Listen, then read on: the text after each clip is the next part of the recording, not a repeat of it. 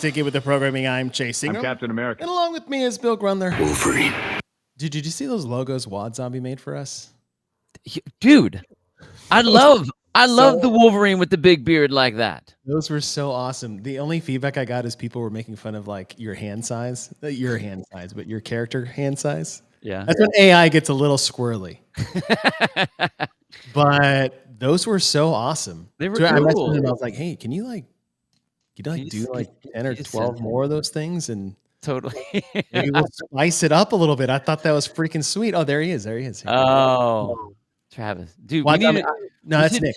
That's Nick. We should totally do. Yeah, totally. We should totally make like a calendar version of that. We could, but like he sent me two that were like of me, and one was of me, one was of you, like as our characters. Yeah. And I haven't sent it to you yet because he said he's still toying with it. Oh, okay. But they look freaking sweet. That would be badass. Yours is badass. Well, it's Wolverine. How can it not be badass, dude? Let me see if I can pull this up. I was like, I got to pull this up without like all of my like DMs. Right. Not that I have anything bad in here. Let's see. Do you get messaged a lot just from people? Yeah, totally. I got one this morning. It was just awesome. This guy, Derek, just saying thank you for just nothing you need to say thank you for, just about, I need to use the latest version of the damn it. Yeah, I love when I get messages and stuff like that. Or I'll get someone that will, I won't see him in the chat, like in our chat here, and then I won't know who they are specifically, but they'll say, they'll have a question about whatever, and I like being able to respond every once in a while to those. It's like, we hear you, man. I got you. Yeah. I think it's fun to do that. I don't always have time, but yeah, send it to me. Okay. I'll have to text it to you. That's fine. I'll just text it to you in the show. That's fine. Randomly during this show, someone is going to walk in and take me away from my post because I have a plumber in the house. So, I mean, yeah, Nick, will you send that to Bill? Please. Send it to Bill while he's on the show because I want his live reaction. So when you send it to him, comment, and then Bill can take a time out and look at his phone. But yeah, dude, if I'm like, hey, I'll be right back. Okay, first of all, your Chase Norris outfit was amazing. Did you like that? Dude, I was like, that's so good. I'm like, that's why he was growing the beard out. I get it now. Yeah. I get it. So I dressed up for Halloween. My kids were Captain America was my son. And to everybody's comments, no, I did not make him do that. That was his own personal choice. And then my daughter was Elsa. Of course. Which I told her, I was like, are you sure you don't want to be Anna? Because like you're more of an Anna. You got red hair. It would work better. But she had this like white wig, and she got about an hour out of it, and then we had another hour without it. But then she had she had the red hair and a ponytail. I don't know. I love when my daughter has a ponytail. She just looks so much more like girly. Yeah. It's fantastic. That's cool. It's so cool. Yeah. It's funny that Wad Zombie has us doing the Wolverine and the Captain America thing. I've been Wolverine way before like CrossFit stuff. Okay. Like a bunch of times. I have this one. I wish I could find the picture. I'm wearing, it was like the very first, when Wolverine first came out, the Hugh Jackman style Wolverine first came out. Mm-hmm. And I had these gloves. I had these rubber gloves, these big, thick rubber gloves. And I actually put big old spines on them. So I had that. I had my hair was shorter, so I couldn't really have like the pompadour kind of setup. But I went. Well, originally Hugh Jackman had short, like he had a kind of a short. It was shorter, but my hair was short, so I couldn't really make it look. I had to have a little bit more hair to do it. But I totally had the sides that would kind of come up and it'd go to the back, and I had this like leather jacket and the jeans, like the white shirt, and I had this cigar. And there was this picture that I took where I had my blades were crossed. And I was looking down. I had this cigar, and there's like this smoke just kind of coming around my head. Dude, I gotta find the picture. It was a sick picture. It was super fun. Nick said he sent it to you. Oh, okay. Check your. I'll check it out. It should be on Instagram, so like your DMs. Checking it. It better be that picture, not something sent from. Oh, dang. Dude, isn't that thing rad? Shit, now I need to work out. Hardcore rad. Can I put it up? Can I put it up? Sure. Yeah. All right, here. Oh, hold on. Let me turn mine off. I mean, put some glasses on that guy, and there I am. Yeah. That's sick. Isn't that cool? That is sick. So sick. So sick. I love it. Well, now I got to pull up mine. If Bill's going to show his. He's going to show his, I got to show mine. Show mine. Yeah, totally. Which sounded so dirty. Oh, let's see. What has he got for me? Okay. Check that out. Dang, dude. Isn't that cool? Yeah, those are rad. That was cool. Thanks, those Nick. are so good. But yeah, so I hit him up. I was like, hey, dude, please. Yes. We should do that. But all right, welcome to the show. Getting started here. Happy post-Halloween. We are in November, hard charging. It is November 3rd. And, Bill, I saw your brother post. Yeah. And, happy belated to your... Well, it's not really belated. Today's the day. Today, yeah. Happy birthday to your late great dad. That is true. He would have been 80 today. 80. 80. Dude, some of the pictures your brother put up is like, your dad is a fucking stud. Dude, he is such a badass. It's rad. It's cool. Like, you always think like, yeah, I got this from my mom and I got this from my dad. I got this gene thing, that gene thing, whatever. The craziest thing is, I mean, he was a physical looking dude, 6'2", 215, worked out all the time, just big legs, big arms, big shoulders. I had a very strong presence. He's a fucking amazing athlete, but he was always a teacher and a coach, always. And so we got that all the time. We always got him teaching and coaching us all the time. And he was my high school, wrestling coach and stuff too. So when I am coaching, his voice is coming out of my mouth daily. My mom, she's so hot. Look at that. Dude, look at those guys. Look at your dad, man. Damn. Dude, get to the one with the chops. My dad's got like the hair, and he didn't put the motorcycle one on there, but it's look at those burns right there. Dude, I got the same photos of my dad. I know, aren't they great? Aren't they great? That's awesome. Man, yeah, he was badass. That's his dad too. His dad, my grandpa. It's funny, you will. I can't wait till Dylan learns to drive, because the way you will teach him how to drive is how your dad taught you how to drive. And what's funny is I was in the car with these two guys, and dude, it was hysterical. It was hysterical. My grandpa yelled at everybody. What are you doing on the road over there? He's gonna get driving. He's seeing him. My dad was that a little bit less, but he called everyone a bonehead. I call everyone a bonehead on the road. My daughter knows that I call everyone. I go, Joe, what do you think about that person right there? What do you think I'm going to say about that person? He's a bonehead. I'm like, yep, nice. He's a bonehead. Yeah. So funny. I'll get to a position now, like if something weird's happening in the car, my dad's like, honk at him, Dad. I'm like, no. Okay, I know I do that. But yeah, I saw this come up, man, and I was like, hey, happy birthday. Look at you guys. It's a bunch of little chillins right there. Now, who's who? Are you down left? I am. I have the blue tank top on. Okay. Jim has the yellow one and down at the bottom, and my youngest brother, Matt, which is the tallest of us all, is on top of my dad's shoulders. Oh, really? Yeah. That's he's like 6'4", I think. Dang. Pretty funny. Cool. Yeah. Thanks. I just want to say happy birthday. Appreciate that. Yeah. We are going to talk Rogue Invitational. Yes. We've been talking about Rogue Invitational since last week. Rogue Invitational just ended last Sunday. Started on Thursday. Went through the weekend. I have so much to talk about. Obviously, we're focused mainly on the programming.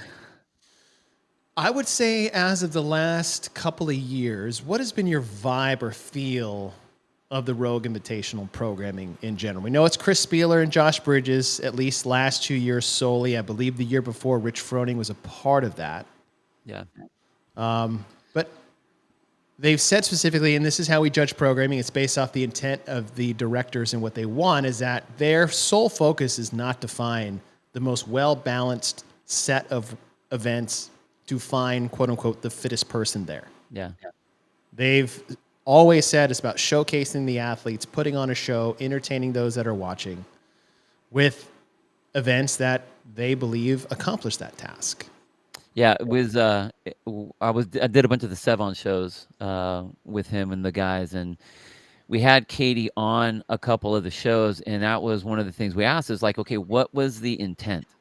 Mm-hmm. And I mean, yeah, showcasing the athletes for sure. I mean, this is way, way early in the season for them to be at any sort of games level capacity, which is like a double-edged sword because you have the absolute best in the world, the tightest, deepest pool of athletes in our season ever of any time.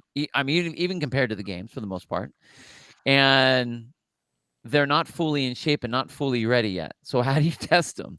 True. So I think it's good to be able to bring out some different things that more than likely most of them haven't been tested on. Like I love the fact that they brought the killer cage out. I love the fact that they had some different tools, some different implements out there that makes it more of a playground rather than like a straight up Well, they get to use all battle. their toys that nobody else gets to play with. Yeah, and I mean, and then also, I mean, showcase the athlete, but it also gets to showcase Rogue. Look what we can come up Huge. with Yeah, yeah. for an event. Like you go to a regular competition, a local competition, even some of the higher end competitions. They don't have the ability to build something Mm-hmm. like, well, we want to do this. What can we make? Well, all right, guys, go and make it. They have to go and find whatever's been done and then try to put it together. So I generally speaking, and getting back to your question, I think that I think it's really fun. It's a fun way to prime the season because you have so many good athletes that get out there and you have the all of the names that are out there competing. You get to see them in some different environments. Ideally, um, I love that it's heavier. I love that it's Mm-hmm. a little bit grind because I like that stuff. I mean, it doesn't have to be full blown strongman, but I think that if you are going to back them up with strongman, a strongman event right there, how do you not have a little bit of strongman influence to that? Yeah, You yeah. know, so I think generally speaking, I really do. I think that it's fun. I think it's a fun part of the season. Yeah. I see a lot of Josh in the programming. Oh, dude, if you watch his Instagram at all. It's like, okay, he loves the dumbbells, he loves the sandbags, he loves the squatting, he loves that stuff. So Yeah. I agree. It is when you look at the weights, you look at the type of events, the grinders, as you said, just the Yeah. slugfest. And when I look at Rogue overall, I think it's that slugfesty programming. Yeah. It's a little, it's a little grungy, not grungy like it's just, you got to Gritty. gritty, yeah, a little Yeah. gritty. I think last year beat the athletes more than they wanted to mid-season, whether they were not ready for that physically, as you said, coming off the games and just slowly getting back into the swing of things. Because I feel like a lot of athletes were kind of just getting back in shape as Rogue was coming up, not necessarily getting in shape for Rogue. Some were, some weren't. Everyone's in a different spot. Totally. Yeah. But I do see a lot of Josh in there. But that's not, and I don't think that that's a bad thing. It's like we've said it all the time. Is like you see the programmer in the programming. There's a little. It's like someone else's brushstrokes versus like patterned or like that's not a negative. I just say it's like I do see that when it comes through. And well, and I that's not. I think what I like about the fact that Katie has Josh and Chris in there is. I mean, even when you think of just those three names, Katie, Josh, and Chris, like that is the beginning of our sport. So how do Yeah, you not have I like could get that? behind that trio. Right, you do what you do. You do with where you came from. Like me and you, we've been doing this CrossFit game a long time, and so our programming style is rooted in Mhm. very old school CrossFit, and I think those three same way. And so you see a lot of the CrossFitty type stuff, even if it's kind of weird things that get tossed in there. I mean, Yep. a lot of old CrossFit programming was that. It was like, let's just mix this and blend this and put a little sprinkle of that thing on there. Um, so I think that, it's nice when you have a very open canvas to paint with. And I think those guys bring a nice old school flair to it, which is cool. Yeah, I like it. Yeah. So, but we'll dive into that. Just setting the scene for what and how we'll analyze this. Before we get there, this was a big deal yesterday, but new coming to the OG Culture. By the way, shout out to Sherpa OG Culture. They were out there on site at the Rogue Invitational, absolutely crushing it with all the apparel that we have coming out. New Just Show Up shirts, which anything not sold that weekend will be on the website at theogculture.com. If you guys follow us on Patreon, you have a 20% discount code. So make sure you use and abuse that. Don't give it to anyone else because you're paying for it. Yeah. So, but these bad boys just dropped. Dude, Our I new cannot wait OG for socks. those. I cannot wait for those. Just on the top, show up on the bottom, good old pukey on the sides, and they're black. I know. These aren't on the site just yet, but they are coming. But these new OG socks, what are these called? Crew socks? Yeah. Crew socks coming out. Listen, if you guys are trying to find a gift for your coaches as affiliate owners, shop here. It is a no-brainer. So easy. It is a no-brainer. All the stuff that we have out so far is on the site. If you guys are watching on YouTube, you can see it right now. Again, it's theogculture.com. We've got new patches, new t-shirts, new hoodies, new headbands, OG patches. Socks will be on soon. Everything from the Rogue Invitational will be on soon. So gear up. Get some gifts for anyone who is a fan of CrossFit, the OG way of CrossFit. Get on there and get after it. So that was pretty cool. But Bill, let's look at the weekend itself. Again, it was 4 days long. It started on Thursday, one event. Some of the biggest storyline coming in, we're not going to talk about that as much as the programming, but Tia was coming back for the women's side. So we're going to get that Laura-Tia matchup. Ricky was coming back after sustaining that shoulder injury back in, I would say, May or June, right before semifinals. Roman is back after breaking his foot at the games. Like, there was so much here to chew on just from an athlete perspective. And then you throw in the events. And you look at event number one, it was called Texas Heavy. I would say classic to Rogue is they have some type of ruck run event. And 1 mile ruck run, whatever you want to call it, wearing a pack and then holding on to a sandbag, which is what we thought might be the case. Yeah. 800-meter run with the pack only, so drop the sandbag. Mile run with nothing, and then a little bag drag across the field to the finish line. This was, I think we were all talking, it's like, how long do you think this would take? I know, dude. And no one was even close to how long. I think the closest person was like within 10 minutes of guessing how long. I mean, we've all done ruck stuff. We've all carried heavy weights and sandbags and, trying to figure out what that 100 pounds was going to look like. How's that going to work for the guys? Where are you going to have to put it? How's it going to be weighted? Is it are there, sandbags in the rucksack? Like, how is it going to be set up? Just picture yourself for a second trying to carry your son or daughter on your shoulders for a mile. Just that part alone, running. And they made that 100 pounds look like it was 45 pounds. It didn't, they weren't like sprinting, but it's like they did not look uncomfortable in the lead. 8 to 9 minute miles for your top guys and girls. It's nuts. It's nuts. Yeah. I saw this one I thought was, even though like I would think Spieler would be kind of like the endurance-y kind of guy. Like I just saw Josh written all over this one. I mean, Old this just has school, military written all over it. 100%, 100%. You look at your guys, top 5 times, all sub 20. Shoot, almost your top 10 times, all sub 20 Yeah. on this, which was wild. On the women's side, the biggest thing of the weekend, and this is when, overreaction is always a wonderful thing. Tia comes out and wins this. I know it was only 13 seconds, but it might have been a mile. By the way, everyone is like, look, still 20 to 22 minutes. Dude, she didn't even look dead. She's at the end. She's like, okay, cool. Like, did not look like as beat up as she should have looked.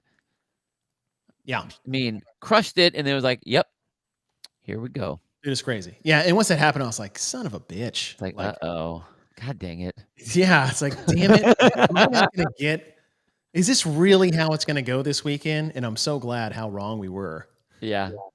But thoughts about opening up the weekend like this? They opened up the weekend very similarly last year. Nobody got to see it live. They did a little recap, but it was basically a ranch ruck run. I liked it a lot, actually, to start things off. Yeah, 100%. I think that because of the distance that you're traveling, what ends up happening is you kind of ruin the event, or you ruin the athletes for this long thing. Like, you want them to be able to lift heavy when they're lifting heavy. So get this part out of the way, or at least set the stage so everyone's equal. And you want them to be able, I mean, who knows, like if they get beat up with all the weight, because you know it's going to be heavier, then are you going to have the back and the midline and all that to be able to, carry 100 pounds or 70 pounds for a mile. So I like what it was. 100% I liked what it was. I really liked where they put it. I don't think it would have been right anywhere else. Would have been kind of nice to have that in the rain instead of some of the other events, but True. I think that it was fine what it was. It is very old school CrossFit. Do your long endurance thing in the beginning, get it out of the way. Nate Johnson, I thought Yellow was going to run away with it, but Adler paced it perfectly. Yes. Dude, Jeff can run. Yellow took over, I was like, all right, here we go. And then Adler just comes out and just crushes everyone on that last mile. Yeah. Sarah, we'll get to your question at the end. This is a good question. Do you think it was a good showcase if you didn't know it was influenced by Josh, Chris, etc. for the viewer? We'll get to that towards the end. Cool. All right, that was Thursday night, and then we come to Friday morning, and the event is Seat at the Bar. By the way, the names of these, that was great. I'm with, I can't remember who said it, probably JR. But CrossFit Games should recruit at least whoever was making names up for the events for the CrossFit Games next year. I'll take that, yeah. Or else this event would have been called Log Squats. 21:59 for men, 15:10.5 for women. Log muscle ups followed by 5 back squats at 375 and 260 after each round. So the log is back. It's 4 inches wide, which makes it very, very difficult to hold on to. The women are doing 15 less reps than the men, 45 for the men, 30 for the women. Great. They did not do that last year, which was a big problem because size, hand size, forearm length, all of that makes a massive impact on your ability to do the log bar muscle up. And Bill, what is it about the width or just the log itself that makes it so difficult depending on size? Well, if you're trying to think gymnastic-y, you want your knuckles up on top of the bar. You want to be able to hinge at your wrist when you're going up around, doing bar muscle ups. And all of the main thing is that all of the athletes are used to, they can train the volume that they train of bar muscle ups, pull ups, toes to bar, whatever.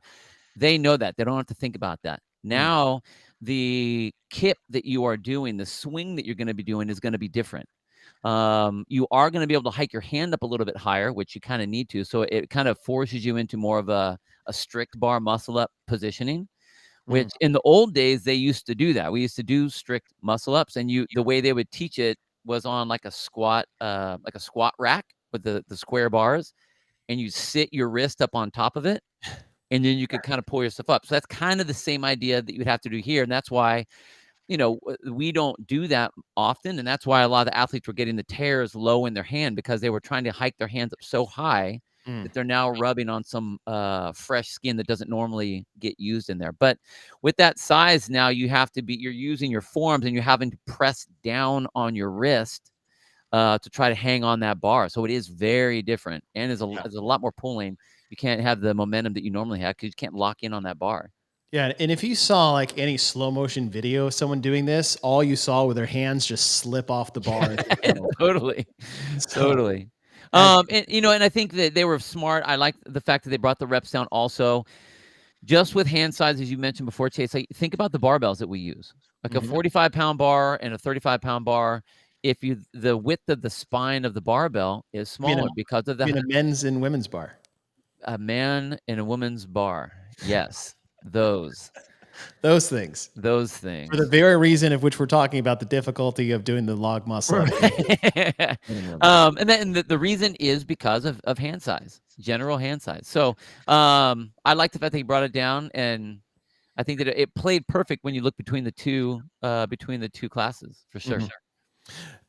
If this were just a gymnastics rig, no change in the muscle ups.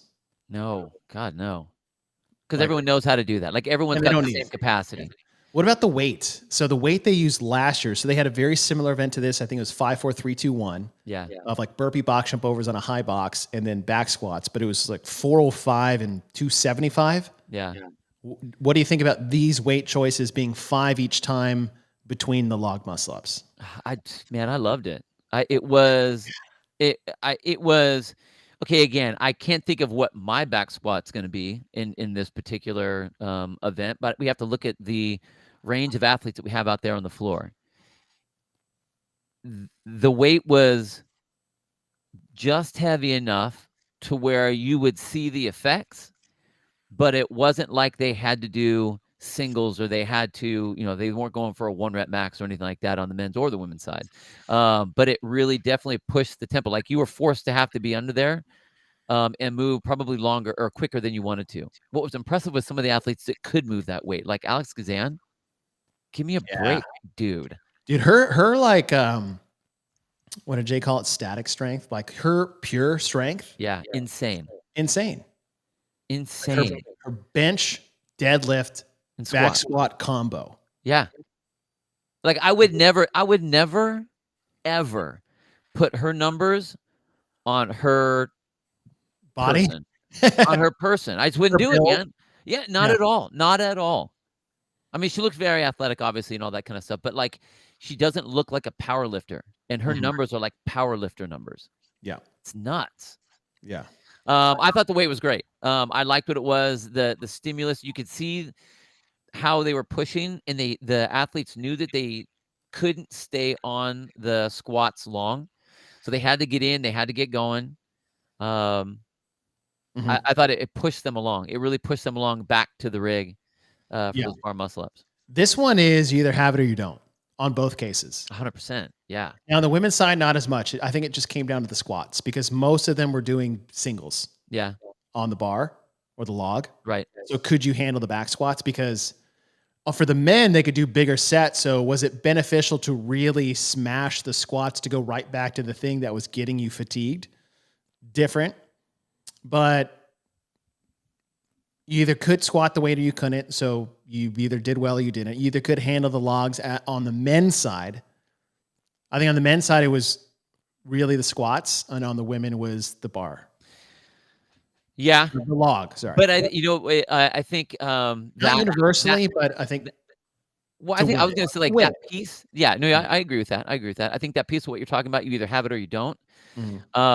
I think that's something that we see throughout all the events. The way it's programmed. Yeah. It's like, it's just heavy enough for the athletes that are above this line. Okay, they can move. The ones that can, it's like, well, okay, you're now on the other tier. Same thing with whatever other, like in this particular one, the gymnastic movement. If you have them, okay, good. Because you're going to need that to buffer against the part that probably you don't have. True. Or back and forth. So which is what you'd want is like, hey, your gymnastics component, but usually we see that with ability to do that. Yeah. Well or not well with volume, or you got the strength. It's not going to make or break, but this one is like pass or fail. Right. It wasn't like good or bad. Yeah. Marginal.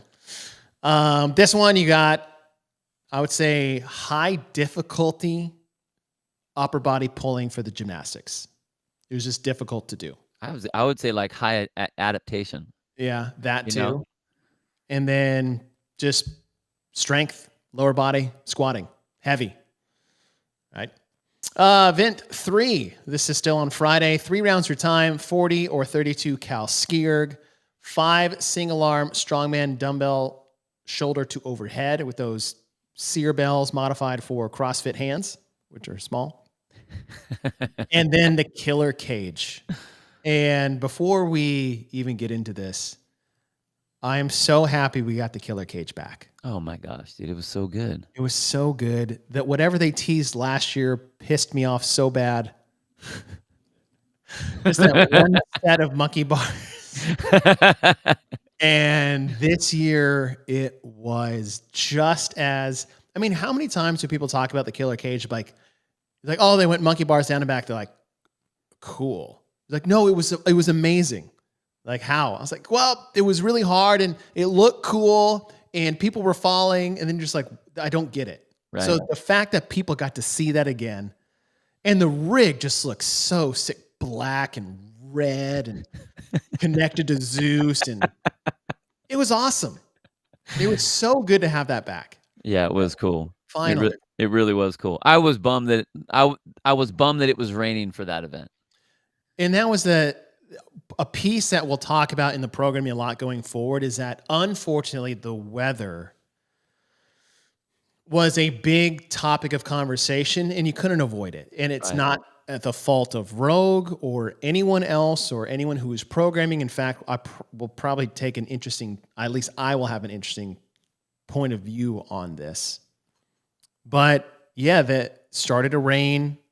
That makes holding onto the sear bell a little bit tougher when trying to stabilize it on your shoulder. And for sure, the monkey bars. I would like to see people fail, not see people fail, but because of fatigue versus elements. Oh, hey, I couldn't hold on to the monkey bars because like it was raining. Yeah. It wasn't too bad. It gets worse later. But that was a bit of a bummer because you could see it like slipping on some people's shoulders when they're going shoulder overhead with the bell. But I mean, this was huge on the ski, like massive emphasis on this. My only critique would have been like, I would have liked to have seen either more reps on the dumbbell or heavier weight on the dumbbell. And it's one of those things is like, I didn't know what the ruck bag would do to these athletes. And then they come out here and just put on a ridiculous performance. I think this is along the same thing where they pick this up and it's like 5. Yeah, some people might have struggled, but not to a difference of fatigue and then the ski. Like the ski like was weighted so heavily. And monkey bars. As the event played out, it would have been exactly the same if the dumbbells weren't even there. And you have this beautiful, that strongman dumbbell. They talked about how pretty it is and how they're not selling them and how it's only for this one thing. And it just got muted by only having 5 on each side. I would have at least had 10 on each side with that. So I was thinking that. On the women, it was a little different. I would say for the majority of them. And so what I was thinking as, this is just numbers in my OCD. Right. On the men, it's 40 cals. Therefore, you can do 20 shoulder overhead, 10 on each side. On the women, it's 32. So you could do 16 total, 8 on each side. And I think that would have sufficed. I'd be down with that. Yeah. Because then it counts. Because it didn't matter. Like getting okay, if you take those numbers, 10 on each side. 10 and 10. Yeah, like that's now all of a sudden the dumbbell matters. Matters greatly. It matters. And as much why would you have, again, this level of athlete and have every single piece of the event that you're putting together not count? Right. Like it should all count. And it did. Yes, that's a great point. And that's what's sad is that like you have this great tool. And again, this is what, one of the You pluses made about a Rogue. tool for this We event. made this cool thing, and it's you don't even see it. Like, people were literally on the dumbbell for 15 seconds. Right. And so I was really bummed about that. And I thought that the way that they said that originally it was supposed to be unbroken down and unbroken back on Right. the cage. They changed that for the rein. Cool. I'm down. I Cool. think that was an easy fix. But you're right. It all came down to what you did on the ski, if you were decent there, and if you could stay up on the bars. For whatever reason, we saw a lot of people that were the bleeding from or the tearing from Yeah, that part sucked. the wood coming back to this was rough. I mean, there were athletes. I think it was it Garrett Clark? Yep. One hand at a time. Boom, boom, down. Boom, boom, down. Yeah. And I know that it's not because he can't do the monkey bars. Mhm. It's like, I know he can do it. So I hate when there are those kind of things that change what the event is and what the outcome is going to look like. And that's what you were talking about, like where it's not fatigue or fitness that is slowing someone down. It's elements. It's these other things. I mean, tearing happens. I get it, is what it is. But I was really bummed. I was super stoked about the killer cage. And I was really bummed that here we are at the Rogue competition where Rogue gets to make whatever the hell they want to make. They have this badass, super shiny dumbbell that you just see for a blip as people are trying to dry their hands to go to the killer cage, and that sucks. Yeah. Yeah. But you nailed it, is that when we look at, well, I can say when we look at programming and you program an event, you have multiple pieces in the event, you would want each piece have its own impact on the event. Yeah. Let alone you made something specifically for this event that no one really used. Like, it wasn't a new piece of equipment like we'll see later as the fat bells. Yeah. You made this. You for this. And it didn't do anything. Yeah.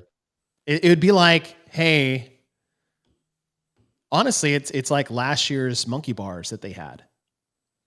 It's like, oh, we installed this entire thing and we built this for the event, and it was like 10 feet and it was over. Like, why did you even waste your time building it I know. if you're not going to use it? Well, and Katie was saying how, like, they're not for sale, and she's like, yeah, I don't think anyone would be able to buy these anyway. Right. Like, so you made all these. Like, I would have loved to have seen, like, this was great, and it could have been even better. It would have been awesome that this bell mattered at the end of the day, that you spent all this time fabricating for. Yeah. And it just didn't happen. I think the simplest one is, like, it's hard to make these, one, at the right weight, so double the reps. Yeah.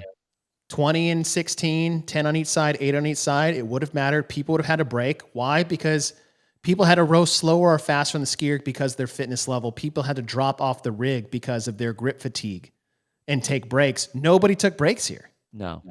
It didn't matter. Yeah, So that was too bad. it was too bad. But at the same time, like, I liked this event. It was fun to watch. I just would have liked, right, constructive criticism. There should have, without a doubt, more reps here. Yeah. Because these athletes made it look so easy. And that's the risk you take, right? How did you test this? Who tested this? Was it the fittest people in the world, or was it someone who was super fit 5 years ago? Well, It's a different ballgame. And watching Roman, work the dumbbell from the one side into the swing between the legs, right back up and overhead again. I mean, It was literally a 15-second, it looked like a breather as he was, bringing his heart rate down off the ski before he had to go and hang up on the cage. Yeah. Dan Dye question. This is a no-brainer. What weather condition would you rather compete in? Downpour, rain, or extreme heat? Rain all day. The heat will kill you. I've done it. I've competed in the extreme heat. I actually like competing in the heat. Because it's a big, and here's why, because I'm used to that kind of with wrestling and all that kind of stuff. So, like, that you can win by attrition. Yeah. You know what I mean? I've done extreme heat regionals. I'm not saying it doesn't awesome. suck. I'm not saying it doesn't suck. But if It doesn't suck. Like, if I was going to have my best opportunity, major problems. it would be when it's hot. All right, so that was the end of day 2. We had the bar squats. Oh, because there's only 2 events on day 2. Yeah. Log muscle ups, squats, and then this little guy. And so we have the ski erg, which we've got the little monostructural, pulling in triceps on the ski. Triceps a lot, actually, more than you would ever think. We went overhead, finally. I say finally, it's event 3. And then we did monkey bars, which is grip, pulling. And then we wake up on Saturday and we do the 10th inning. 10 rounds for time, 4 ring muscle ups, 8 kipping handstand push-ups, 12 power snatch at 95 and 65. That's 40, 80, and 120. It's 120 reps of gymnastics movements of pulling and pushing, and 120 barbell movements of pulling and pushing, where the pull on the gymnastics is not as prevalent as the push. Right. But a lot of these athletes were pretty chewed up with their grip going into this. But the press out of the ring dip is the main, I would say, roadblock for people when they get fatigued on the muscle ups. Rarely anyone at this competitive level, I say competitive level, fail the pull over. Right. Then the handstand push-ups, which is making that even tougher to do. And then the pull through the middle with the snatch and the press out to lock out. Like there was so much in. Someone might have mentioned this, but I feel like it should have been mentioned more. Like this is just Rogue's version of Nate. I know. I don't know why that wasn't said. I never heard that. And maybe I missed it, but like this is 100% what it is from. Nate being an AMRAP in 20 minutes of 2 ring muscle ups, 4 handstand push-ups, and 8 kettlebell swings. Yeah. The 70 and 53, which I love. It's a great one. I love that benchmark, that hero workout. And I rarely heard anyone talk about it. They might have talked about this on like the premium desk. I didn't listen to it. I watched the other camera views, but I still listened to the live feed. We talked about it on Sevon's show. Okay, good. That was the first I saw that. And I'm like, oh, Nate, rad. Yeah, I mentioned it in passing there too when we did like the preview show, but like that's what this was. Yeah. Shitload of volume. This is something actually we talked about, JR, when you were talking about Crash Crucible, is programming high volume events without using monostructural elements. Yeah. But this was a freaking slugfest too. Yeah. There was a lot of talk about, well, first the talk was about, okay, how's everyone's hands going to be able to handle this with the bar muscle ups on the log, the killer cage, having to walk across that thing, and then all these 40 ring muscle ups. It was a lot. I didn't see nearly as many people looking at their hands as I would have, or I thought I would have. Yeah. Although I did see a lot of like taped hands, so everyone did a great job of taping up their hands, which is really cool. What was crazy was the next discussion was always going to be on low back.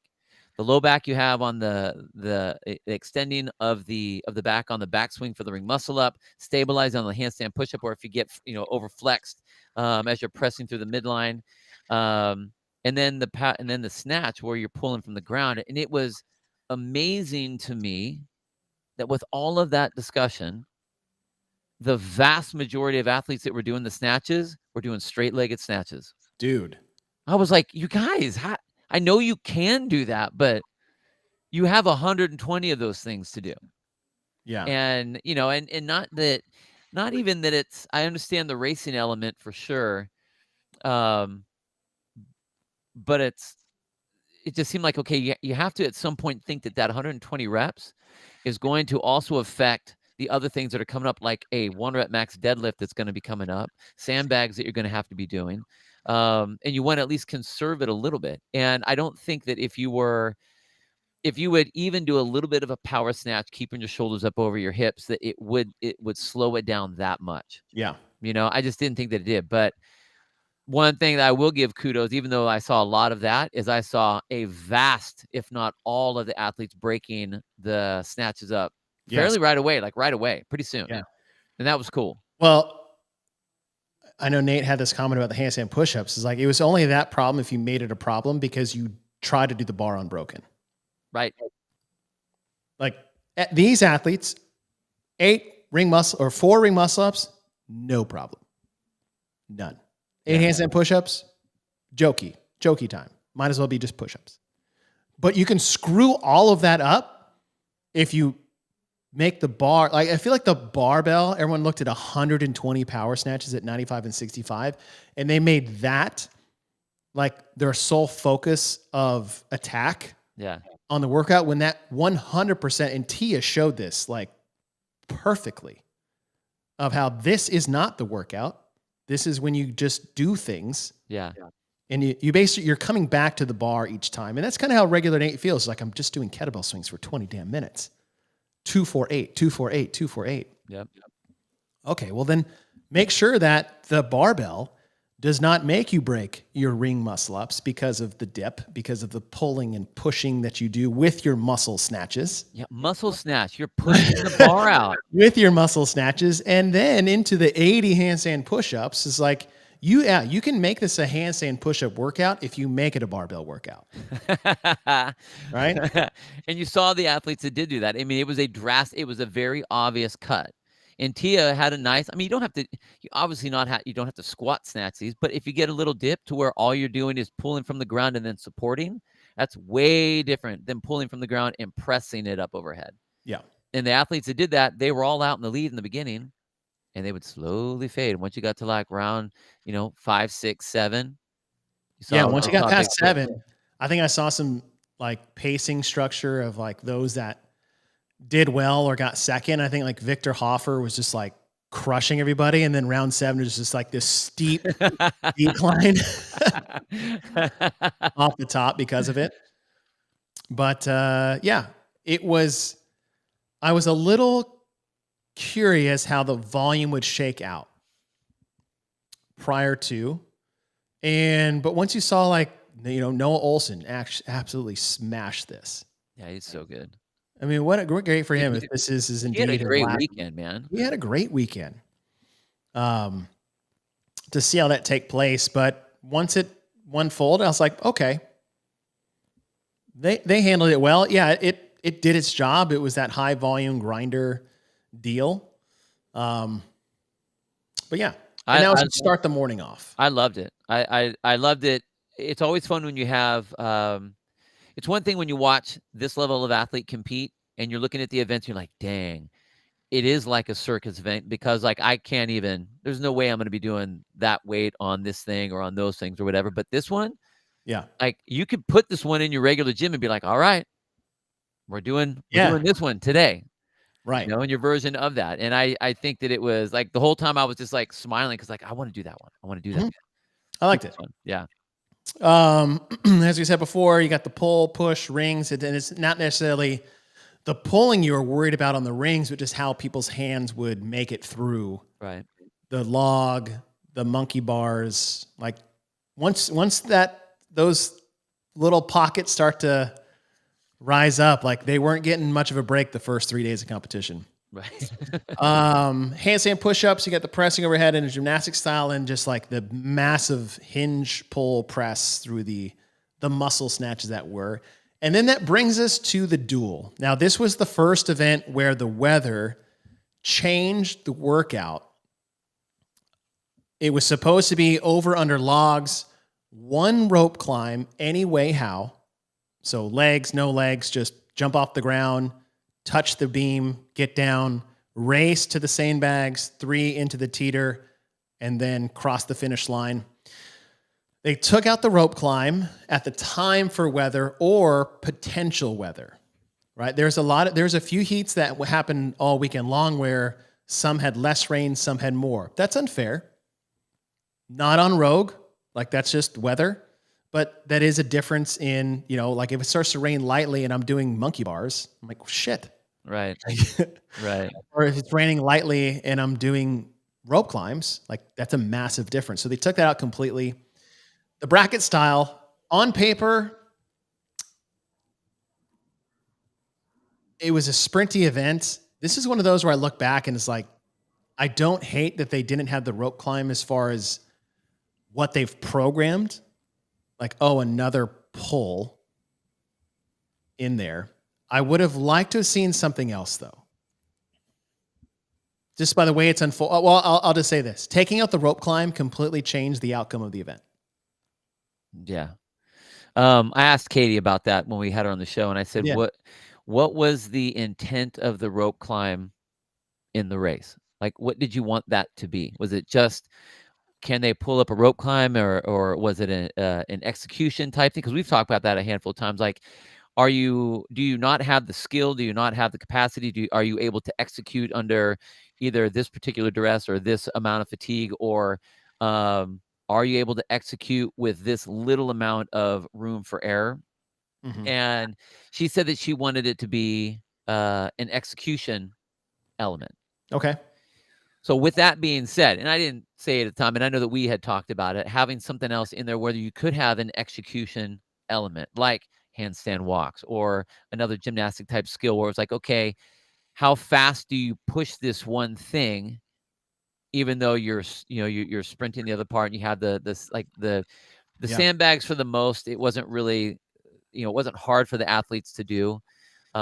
In this, when they took the rope out, it became important about how fast can you go, so that you can see there's a little bit of, if there was a percentage of sloppiness, Yeah. then you drastically change your outcome of that particular race. Mhm. But it would have been nice to have something like that, whether it was handstand walks or something else, because you're right, you take the rope climb out and it is a completely different race now.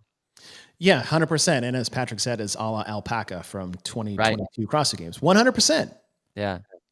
And what's important there, and we'll see this later, is before things change later, I was adamant that, okay, if you're going to replace a execution element, then it should be replaced with an element that is Execution also element. execution based. Right. One of those being a 30-foot handstand walk from Zeus to the bags unbroken. Right. You can still go fast. I mean, these were taking less than 25 seconds. Right. Right. Or since they use that later, it could have been a 6-foot box, enter the box, do a pirouette, and exit the box. That's it. Right. Right. And now you're racing. Execution based. And it would totally change the outcome. Yeah. The other part of this, and I agree with that 100%. Whatever that's going to look like, that's fine. I think that it would have been more fun to have an execution based thing, because it does that's the test. Yeah. It's not just, okay, we're not doing a 50-meter sprint, Mhm. but that's basically what it turned out to be. Yeah. Was literally just that sprint. The other thing that I didn't like was the way that they seeded the top 5 athletes up to the front, so they didn't have to go out and get cut. All right. And Let's start there. my problem with that is that at no time in any other event, you can reference it back to even what we would do in the Open. Like if you're in the Masters athlete and you win the Open, you go into your first event of the online qualifier for the age groups and you have a win under your belt. And I'd had that a lot. I got it played for me, cool. But that is not, like, I shouldn't get credit for that. This is a whole brand new race. Right. Right. And it didn't happen for you. You're right. But you shouldn't get credit for not doing anything yet. In a elimination style, more than anything, everyone should have an equal opportunity to succeed or fail based on what they're doing. Not to get out there in front and get a couple points for not doing it. They got points for doing 0. Mm-hmm. I think you actually said this on either one of the shows we did or one that you were on. There were like, I think it was like 25 points. You got 25 points for not doing anything. You didn't even race yet. Yeah. Great job. Here, like, you already are in the top 5. Yeah. And now you have to get a more bonus. Mm-hmm. I don't understand.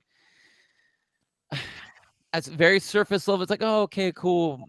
Pays to do better. But like when you're competing and you have a lot of money on the line, I don't think that that's good race practices to have that kind of stuff. So here's my favorite part about this argument is that, okay, we said if you get a bye, you get an automatic 25 points. It pays to do better by showing up. That should not be in a competition, in my opinion. Nope. On the flip side of this, it actually wasn't an advantage for those athletes who skipped the first round, because 3 of the 5 got knocked out on the next round. Why? because 5 people didn't get to do a run through and were learning on their first round against everybody who just got a taste of it and figured it out. So if one side is saying, you get it, you get a bye, you get 25 points, you automatically go to the next round, you get a gift there. And then on the other side is statistically, it is actually not an advantage. In fact, it's a disadvantage statistically to get the first round bye. Both of these are terrible scenarios. And they're like, oh, it's great, I get a free pass. It's actually terrible, and I get one less opportunity to get better. Because if you looked at, say, Tia got knocked out in that round or Adler got knocked out, if you put their times in the first round, they were better than the worst 5 times that were there. So they would have advanced and had someone. Every athlete, barring dropping the sandbag, got better every round. So you had an advantage by going first, other than the fact that you just got to skip the first round. But after that, your advantage was gone. Well, and I think that I agree with that. When you're talking about a race that literally is 25 seconds, 24 seconds, 22 seconds, right? Any understanding of the race you have is going to be to your advantage. Any like, oh, okay, if I just stay a little lower when I go over the wall on this time, if I slide under like Danny Spiegel did, where you do like the Starsky really and cool, Hutch. Yeah, I don't know that she moved. That was one of the most impressive things I saw on the weekend, was the way she did that last sprint. Insane. And I get that, but even if you get the opportunity to learn, everyone's supposed to step up on the line at the same time. Right. And whether it's an opportunity to learn or whatever, because you know what? You might trip on that first one. So maybe her times were better or slower than maybe like Tia would have advanced earlier, but maybe she would have fought like Paige Powers. Went over the wall. She was in the front. Boom, right to her face. Yeah. And then I'm saying like there's two sides. There's two negative arguments here. What's the positive? Right. There's no positives. So don't do it. There is no positive. It's a race. If we can argue both sides, oh, it's a benefit, oh, it's not a benefit, and both people are right, it should say don't do that. Right. So I that's the thing that they had last year and the year before, which there's no other. Yeah, I don't like it. Yeah. That being said, the thing that I loved that they changed this year is that they picked elements that required little to no judging whatsoever. Especially that one. Yeah. Under the log, over the log, or over, under, over. Yep.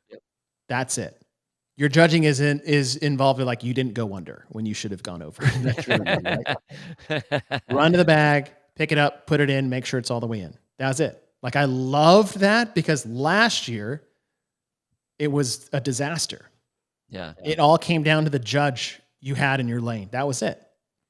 Because of the way it was programmed. And so I love that they pivoted there.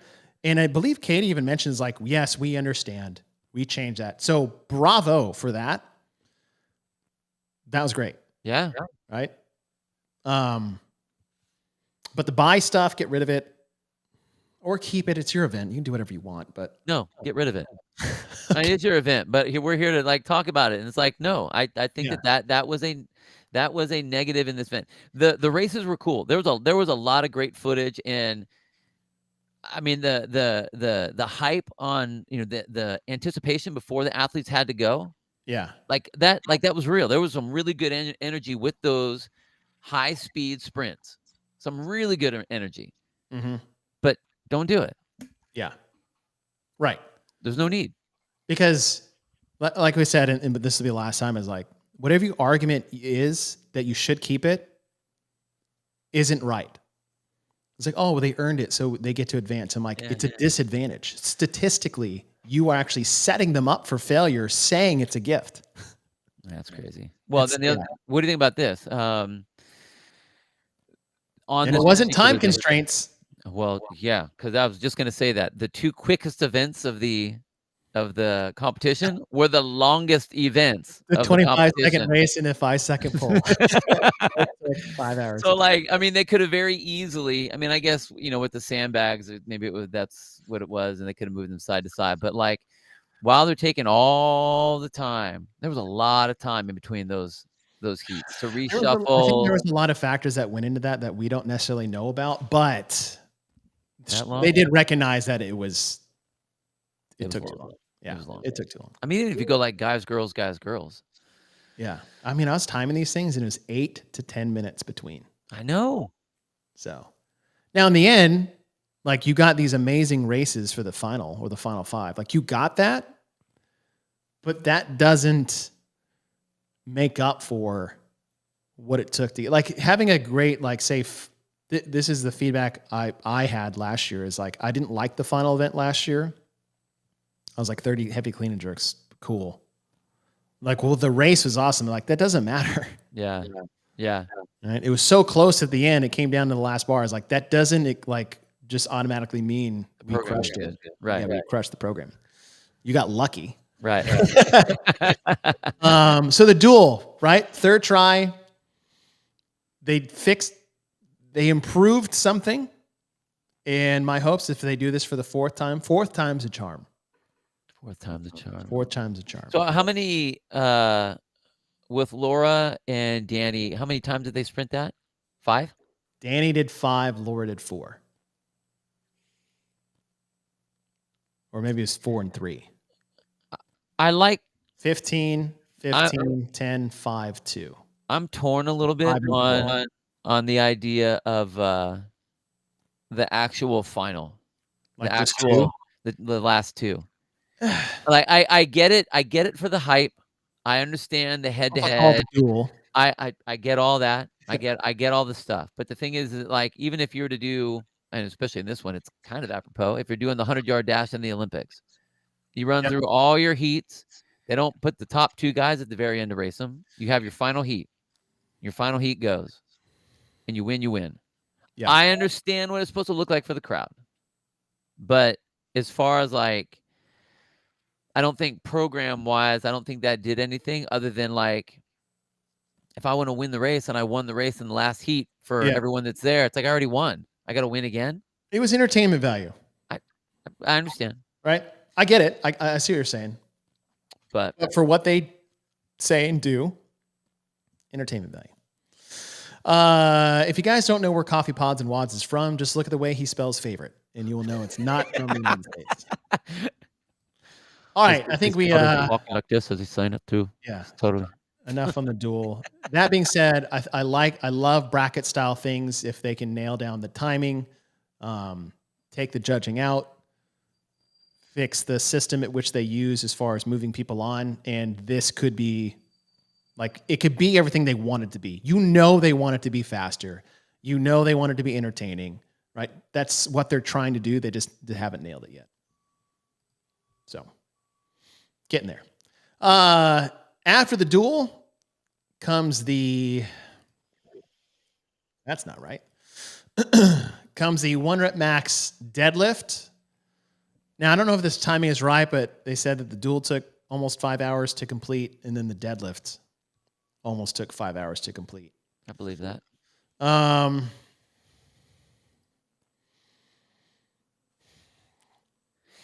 If you're going to come up with a strongman event, a single one pull, you have to know, and you're going to run it the way you did. Yeah. You have to think, okay, how many bars do we think people are going to get through? There is no reason for athletes to be pulling 18 bars as they are attempting to get up to the top. And if people have north of 450 pounds, that to me was either an untested or a surprise. under assumed. I mean, we've been saying how much we've been under assuming these athletes from Texas Heavy. I mean, I think didn't they make I think they made a switch for the guys' weight, the starting weight, didn't they?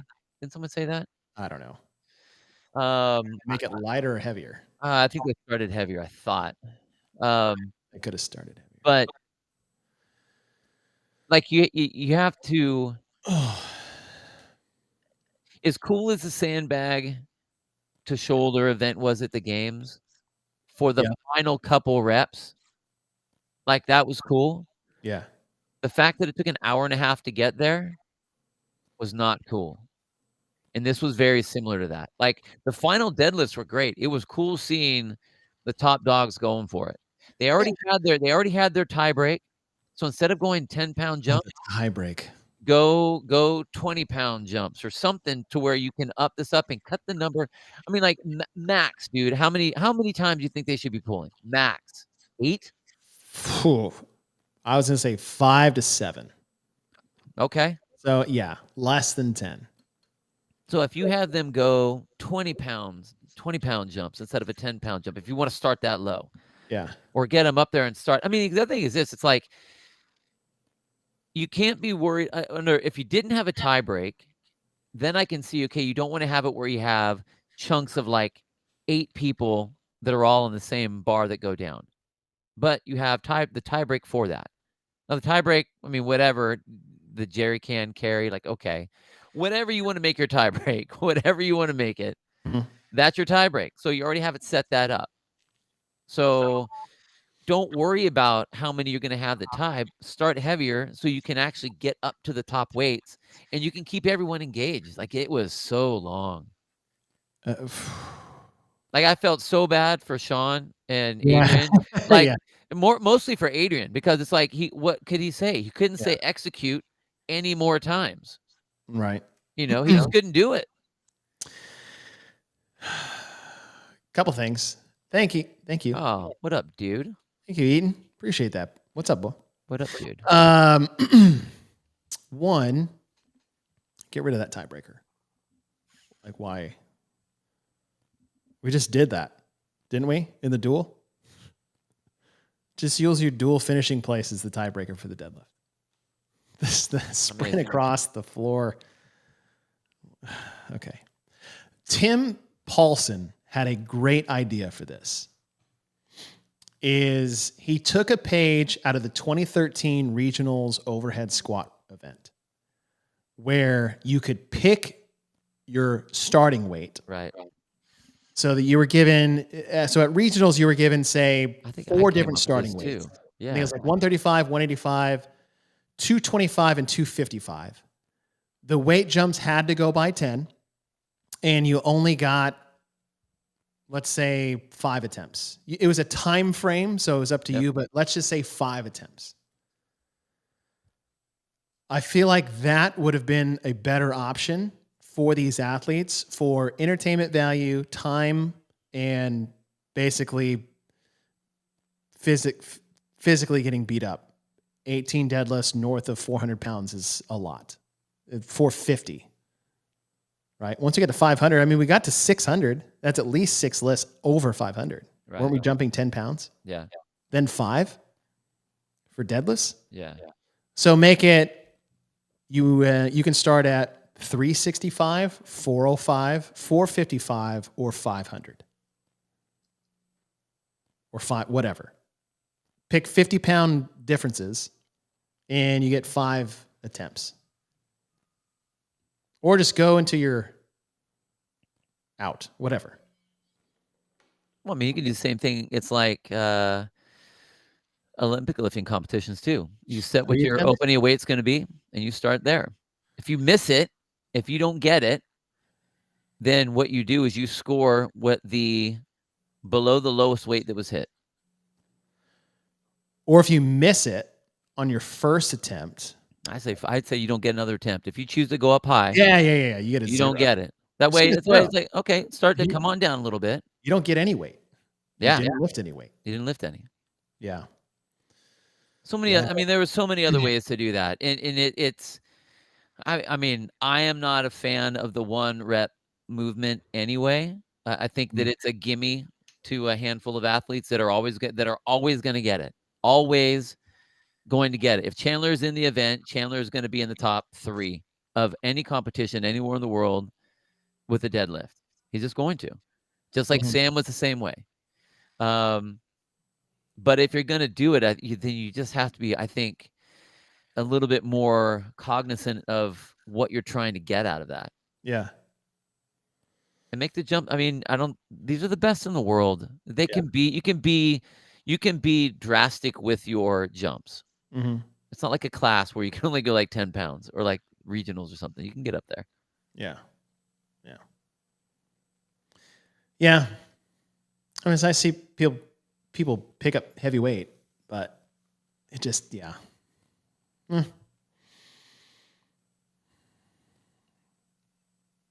If you had to pick a different movement, what would it be?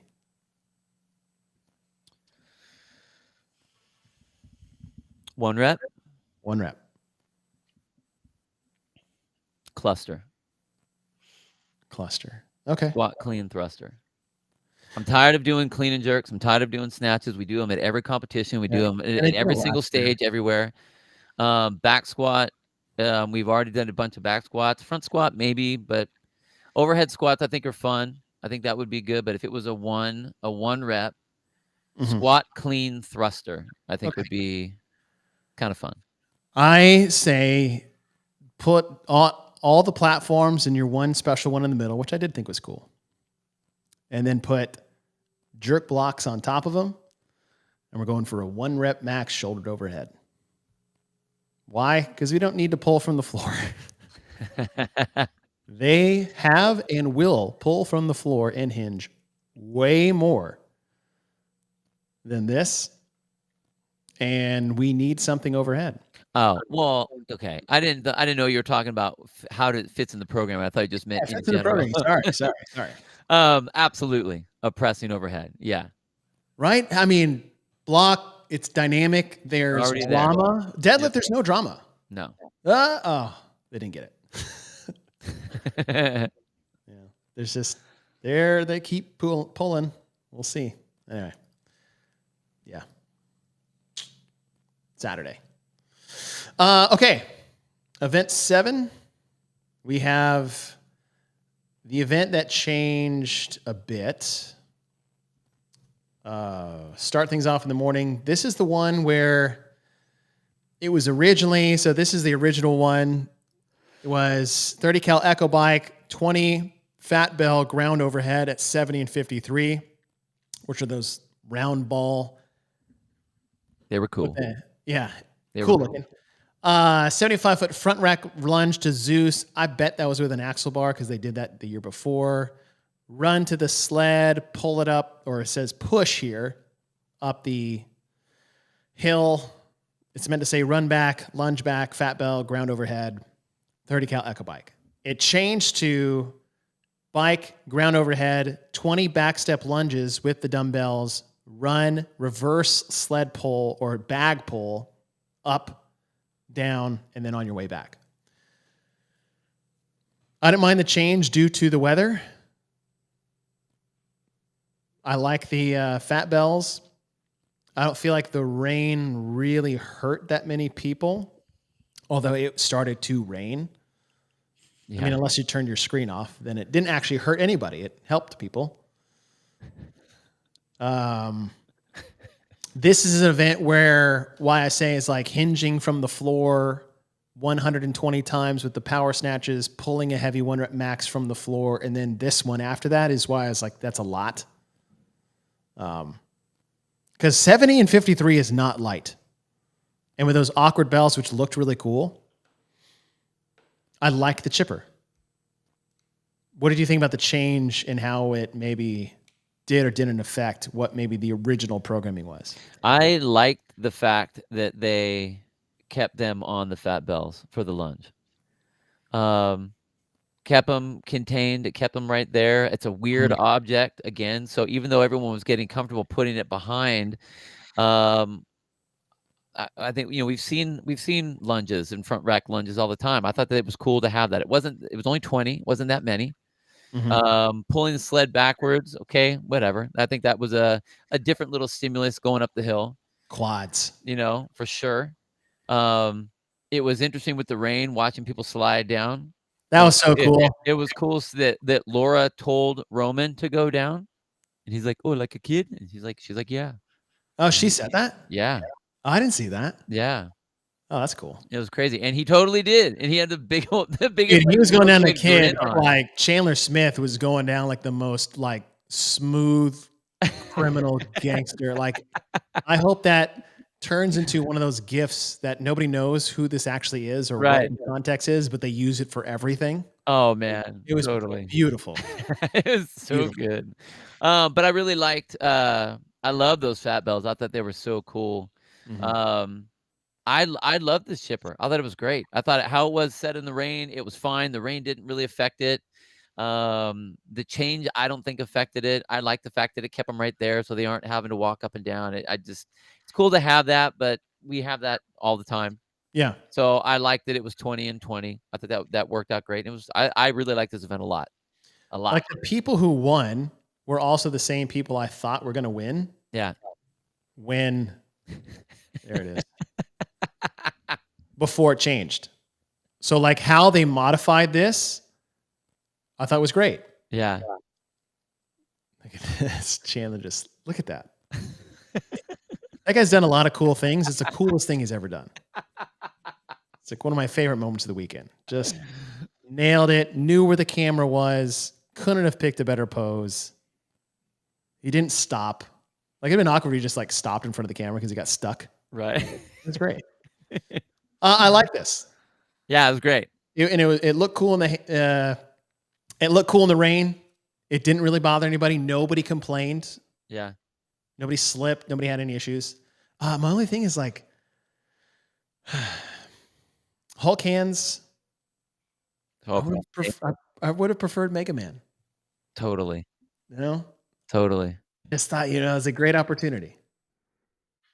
Great opportunity. And if anybody, like, if you don't know who Mega Man is, you're not in the Masters age group. Yeah.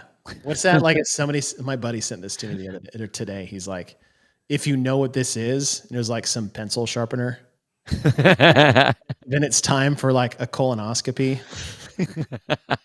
Like, are you telling me this those things? Come on, Mega Man. Yeah. Right? Hulk hands.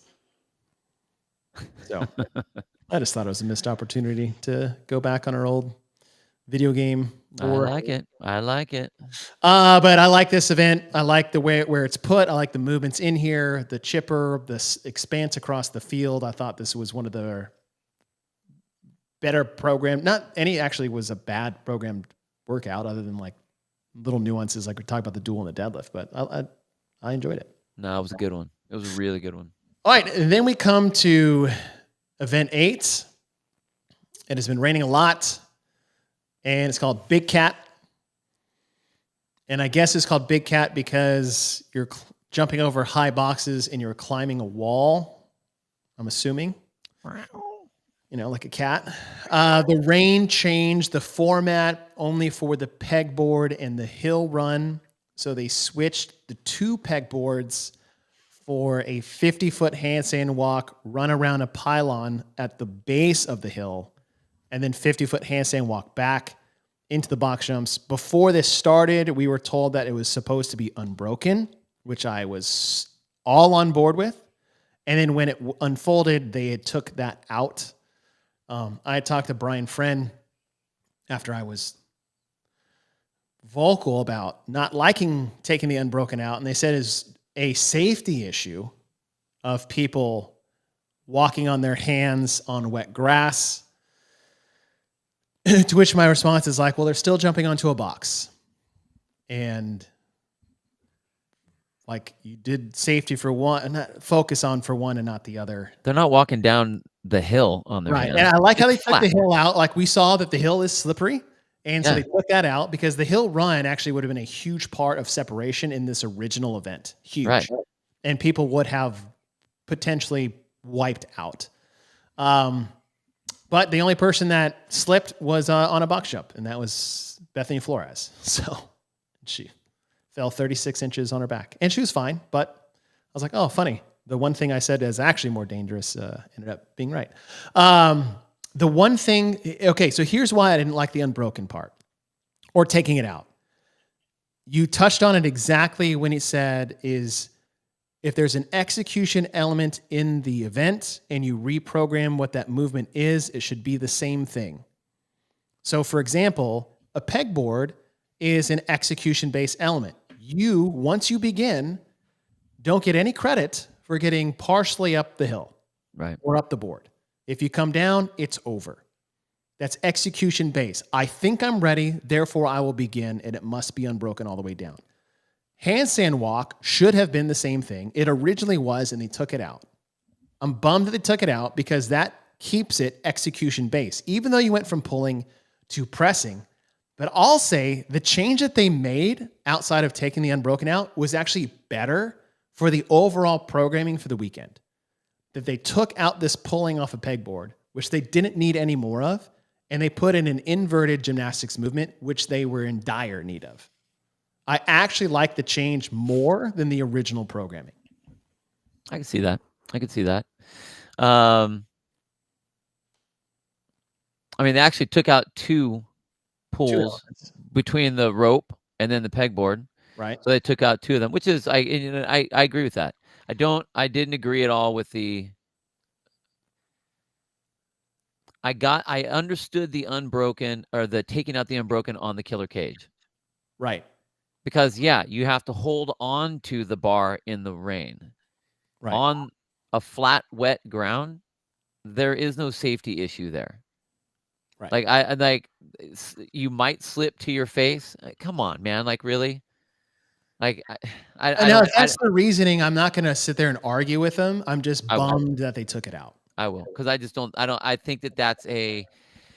If you're going to go that route with safety, then if you look across the board of all the things of what the possibilities of what might happen, then it's like, okay, well, now we're not really going to be able to do anything anymore. Right. Just to your point, like the jumping on the high box. Okay, well, I need to jump at an angle now to get up on top of this box that has a bunch of water on top that I'm barely going to get my feet onto. Right. So that's safer than on a flat ground with water. Okay.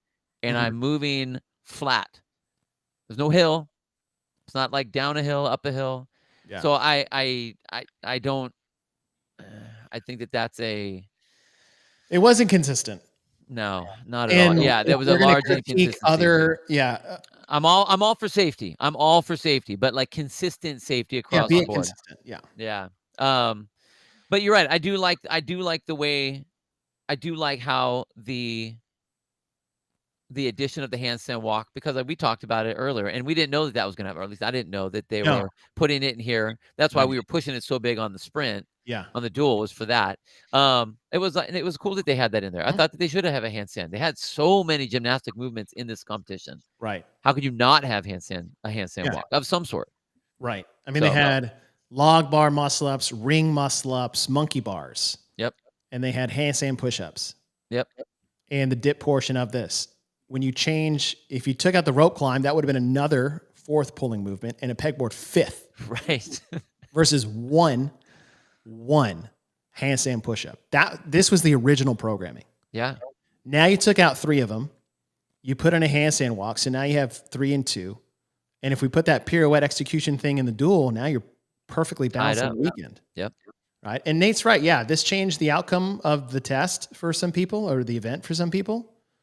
But in my point of view, it actually improved the overall programming itself, putting these in here. And think about how many times like you put together an event, a workout, and you come back to it for whatever reason, the people that are in the class doing your class, and then like you kind of make a quick switch. Oh, I would totally switch it like this if it was to go. I'll have to do it again. And I think that's what happened. It forced them just to clean them up. Yeah. So that was event 8. And then we were waiting to see what the finale would be. And coming into the final with freaking Tia and Laura tied for points, winner take all. I can't remember being this excited and nervous about a single event. A single heat, dude. A single heat, a single event. Maybe the 2017 final with Cara and Tia. Maybe, but nothing like this. No, it was insane. And partly because of the programming. Yeah. 3 rounds, 25 double unders, just good old-fashioned double unders. 5 power cleans at 225 and 155. 2 rounds of 25 and 5 squat cleans. And then 1 round of 25 double unders and 5 clean and jerks.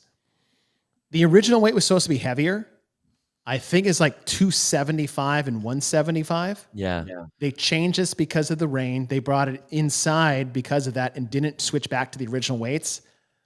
Again, I think this is a change that made it much better because we've done plenty of heavy stuff to this point. Back squat, deadlift.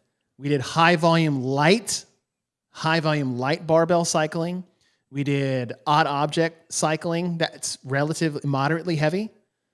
To come in and do something that's, again, really heavy for short volume, this switch made it moderate barbell cycling, which we didn't have. Yeah. And I thought they freaking nailed it. Because why it was so exciting? Because there was no room for error, and there was no single person that head and shoulders away had an advantage if they didn't execute perfectly. Yeah, the if the weights were the original weights, it would have been a completely different workout. You would have known who was going to win before. Totally. I mean, totally. But the reason when you bring the weights down like this, it's like when you talk about if you do a heavy Fran, you're actually just being a baby. Like you're afraid to go fast. This with the weights that they picked, there were so many of our elite level mega athletes in our sport that failed a lift. Mm-hmm. And I'm talking Tia Claire Toomey. Right. Failed a lift.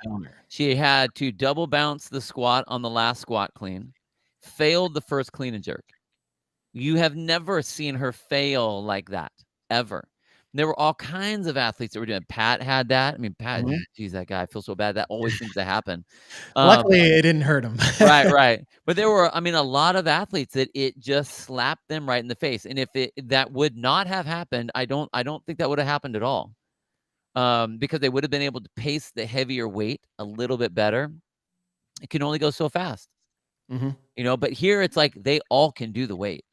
Yeah. I mean, dude, I almost saw, Danielle Brandon quivering up at the top. Danny Spiegel not being able to move it, like having to take a breath to see what was going on. Like it changed all of our strong athletes who we would normally think are like, they're going to crush it. All of a sudden it was like, whoa. Right. They almost lost it all right there. And why? It wasn't because the weight was too heavy. It was because the event was so intense. Yeah. That they pushed themselves to their max capacity and fatigue just to keep the pressure on. This is one of the best finales I've seen programmed at the Rogue Invitational, and it's not even without close. a doubt. It's not even close. 100%. This is actually one of the best events ever programmed at the Rogue Invitational. Yeah. Like you put this anywhere, right? And what we got to see is we got to see people just go at it. Not heavy clean and jerk singles for 30 reps and just work our way down the floor. This is what I mean by a final event that's worthy of watching some people race to the finish. It's execution based, it's intensity based, it's strategy based, because you had people's like, oh, I'm going to go touch and go in the beginning. Like, yeah, go sure? for that. Or I'm going to take a little pause here. Or here's the crazy thing. The double unders had a massive impact on the outcome of this event if you screwed up. Because we saw that happen in round 2. Laura misses her first rep of her, I think it was her second round. Yeah. And that allowed Tia to pass her. Yep. You got up by 5 seconds. Yeah. And so that made it even more intense. Now I'm talking entertainment. Screw like programming right now. It's entertainment value. I was holding my breath every time they were doing double unders because I knew if they missed, now they're behind. Yep. How are they going to gain it? And so you're just like holding your breath the entire time. Who could cycle just a little bit quicker on singles? Stand up just a little bit. Like it put the outcome on the athlete's performance more than any movement, weight, skill, anything. This was the best for me. This was the best event of the weekend. It wasn't even close. Programming wise, entertainment wise, obviously entertainment wise because it was intense. But as far as programming, this is my favorite one. Oh, hands down, easily. I would put this event in top 5 CrossFit events. Wow. Like that good. Because of what it did, because of where it put the athletes. And if you go to old school CrossFit, we have our monostructural piece, we have our weightlifting piece. Yep. It's not about just you are the strongest. You have to be able to move. And we talk about this all the time on the shows, is I would rather show strength at how do you cycle 80% of your 1 rep max rather than what's your 1 rep max. Right. Like, to me, that shows way more fitness than I can lift one weight one time. Showing these athletes and showing where they were pushing that level to where I mean, all of these athletes are so damn strong. We know what they can lift. We know what their 1 rep maxes are. And so many of them either one failed or quivered so bad with all of not just pushing physically to that limit, but in the heat of the race, knowing what they needed to achieve to go there. The pressure of the race, the pressure of the finals, the pressure of that intensity just buried on these athletes. And it was so fun to watch them do that because for a lot of these athletes, it was the first time that we've seen a lot of them be human. Like, Yep. and with Tia's bobble, that was as dramatic as when we saw Rich walk in the triple threes in the games. Yeah. Like, you never see those athletes break. And I Yeah. saw Tia's head go down. And take out all the I just had a kid stuff. I get all that. Like, Yeah. he blew my mind that entire weekend. Like, Yeah. give me a break. Like, whether I said I didn't want her to win or Right. not was not You're a saying that freak, I am Tia. not 100% like respect. Yeah. I give her the respect. Absolute freak. But I have never With all due seen respect. 100%. I've never seen her head drop like that. She missed that lift and her head went down. I was like, that's it. Tariq has a great question. Do you think Laura broke Tia? Yes. 100%. And that's what I thought the coolest part was, is that Tia knew she had to beat Laura. It was her only shot. Laura knew she had to put the pressure on. Like, I felt like this event favored Laura at the time a hair more than Tia, but Tia, without question, had the full capacity and capability to hang. And I think Laura just put her in a hole, and that's where that miss came from. Right. So Which was crazy. All of those things, like when everyone talks about, what's the greatest event ever, and everyone talks about the push-pull at the Carson games. It's not that event was programmed so spectacular. It was all of the things in the race that was involved in that. Between like Rich and Josh. That's what this has. This has not only, unfucking amazing programmed setup between the power cleans and then the squat cleans and then the clean and jerk. But the race and all of the pressure that was put on and what we saw happen in there was unreal. Yeah. Unreal, dude. Like, it was awesome. Yeah. It was awesome. Top 5 of all, I think, honestly. I can see that. I mean, I look at that a lot like the 2159 complex. Yeah. Like the movement pattern, power clean, squat clean, clean and jerk, 3 rounds, 2 rounds, 1 round. And it's very 21-15-9-ish, where everyone blasted 21s. Everyone did great on the 3 rounds of the power cleans. It was the squat cleans, just like on the set of 15 that always nails you. And then it's like, okay, well, now I'm at the end. What do I have left? Because that really sucked, that middle part. Yeah. It was good, dude. It was so good. It was so good. I mean, we got so fortunate with the races that we had. Both men and the women. Yeah. Right? Heartbreak for Fikowski again. Yeah. Dude. Losing out on a tiebreaker for podium again. Jeez. All right. We have come to the end. Now we will talk about our Element 26 thumb tape review. If you guys haven't gone to Element 26, go to element26.co. They have everything you need for CrossFit accessories, weight belts, knee sleeves, hand grips. It's the thumb tape that's the magic. That's where me and Bill got our start with Element 26. They've been so great to us. Their wrist wraps, their knee sleeves, their rip repair. I've used all of this stuff. It's fantastic. Go to element26.co. Use the code GWT15 for 15% off as we come to our Element 26 thumb tape review. Bill, would you like to lead us off? Yeah. It's crazy when you have, obviously there was a lot of changes that went into the programming with the weather, and generally speaking, I will give a little tip of the hat to nice job to Rogue for being able to make quick switches the way that they did without having to completely modify entire floor setups or whatever. They were able to make some pretty quick adjustments. I think that was great. I think that obviously we've talked about how the programming was off-centered, a lot of pulling, a lot of hinging. Man, I just can't even imagine how your low back would feel after day 2 and day 3 on this I event. messaged Vellner afterwards. He's like, I'm so trashed. I just I feel that there was, even though some of the events I really, really liked, I think that some of those it feels like some things weren't looked at in its entirety. What is the total mass of things that we're throwing at them at one time? That, and then they were like, I wasn't really, the duel was fun, entertainment style. I didn't really like how it was set up. I didn't like the fact that they, let the people start late, even though maybe that wouldn't have worked. But even with that, which is a great point, I didn't like that setup. I figure if you're gonna race, everybody should get on the line at the same time to race, and it should go that way. The killer cage, super stoked to see that. Yep. Super bummed to see that those cool dumbbells, you didn't even get to do anything with them. So I was really perplexed in that one, because you didn't even need the dumbbell and you would get the exact same result. And I felt that was a miss. The deadlift, way too long. Fine if you want to do a deadlift. I obviously, with the strongman stuff, I can see its place when you have the strongman athletes that are there. I get it. I'm not a fan of it, but I get it. I think it was way too long as far as how many rounds. It didn't seem to be tested out right.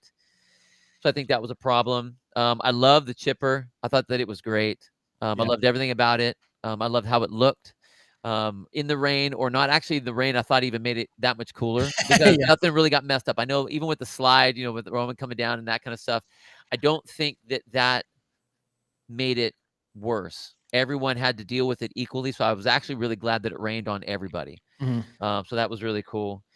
I really loved the bar muscle up, the seat at the bar. I thought that was awesome. I really liked how that was set up. I thought that was real creative. That was very roguish.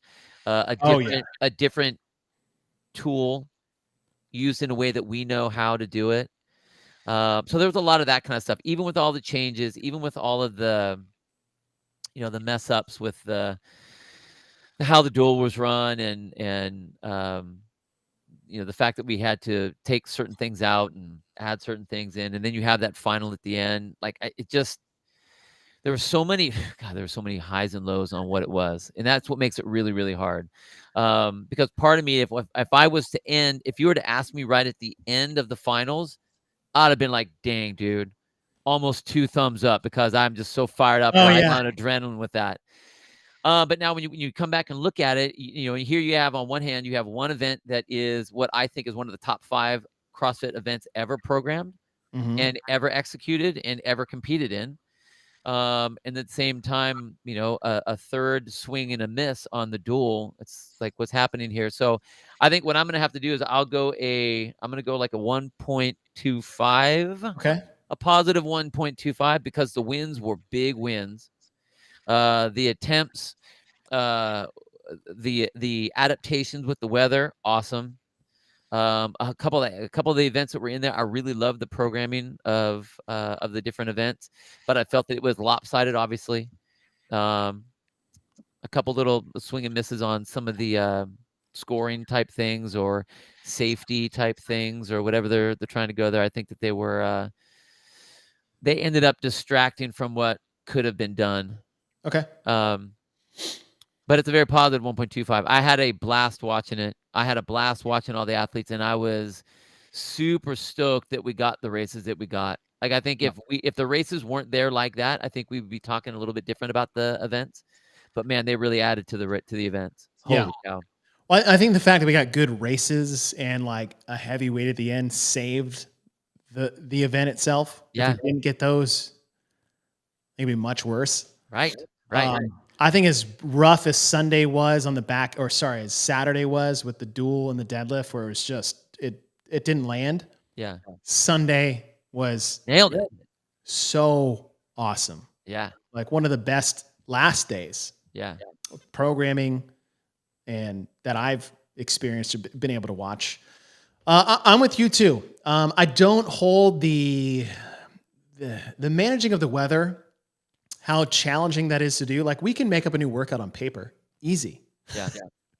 To do that with an entire setup of equipment and volunteers like that takes a lot of effort and a lot of handcuffing what is available. I think any of the suggestions that we had thrown out are in awareness of that too. The ruck, great. Loved it. Very challenging, unique to Rogue. Seat at the bar, fantastic. What was the third event? The cage. Oh, the ski. Yeah, Oh, with you, it's like, yeah. I wish you'd have done more with the dumbbells that you made specifically for this event instead of something that was basically like a placeholder and not a implement that was a matter of fact. I thought that was a miss. The 10th inning, no problem. Great. Yeah. Tip of your cap to Nate. A hero workout. The volume actually worked out really well. No issues there whatsoever. Duel was a miss. Again, we've improved on some things. You took the judging element out. You put it in the middle, not as the final, because if that was a final, God help us all, right? So deadlift, again, if you're going to pick a deadlift, you got to choose a different format. That's maybe an educational thing that they're going to learn from, but still, I thought that was a strength miss. You could have had something in there that was more exciting and more balanced, but again, they don't do the balance programming. We look at the balance programming, so that's not their thing. And then what was that? That's 3 things. And then you come into Sunday. I really like that they changed the weights to 225 and 155 for the finale. I think it actually made it 10 times better. If it was heavier, that would have been bad. Yeah. The unbroken handstand walk, I wish they put in there. Yep. So those are my 4 things that I'm taking 1/10 of a point on. I'm doing gymnastic scaling. The only reason why I'm giving them a higher score is actually the weather made their programming better. If they kept the rope climb and they kept the pegboards and they kept the weight at the finale, which they originally had, I actually think this would have been very bad programming.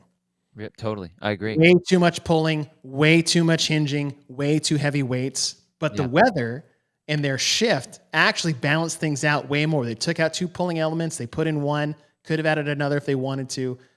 The weights, like you said, the final event, great. So with that being said, I'm going to give them a strong 1.6. Nice job.